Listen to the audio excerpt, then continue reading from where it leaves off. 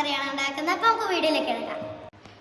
ഇതിനു വേണ്ടി നമുക്ക് ആവശ്യമുള്ള സാധനങ്ങൾ: തേങ്ങാപ്പാല്, മല്ലിപ്പൊടി, മുളക് പൊടി, മഞ്ഞൾപ്പൊടി, ഉപ്പ്, വിനാഗിരി, വെളിച്ചെണ്ണ, മാങ്ങ, ചെറിയുള്ളി, സവാള, ഇഞ്ചി, പച്ചമുളക്, പിന്നെ കരിവേപ്പില, പിന്നെ ഇച്ചിരി മുളക് പൊടി.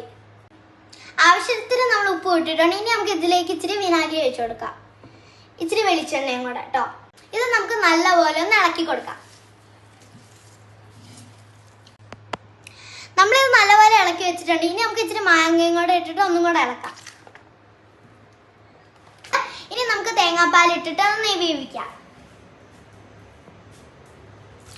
തേങ്ങയുടെ ഒന്നാം പാലും കൂടെ വെച്ച് നമ്മുടെ കറി റെഡി. അപ്പൊ നമ്മുടെ ഡിഷ് റെഡി. നമുക്കൊന്ന് കഴിച്ചു നോക്കാം.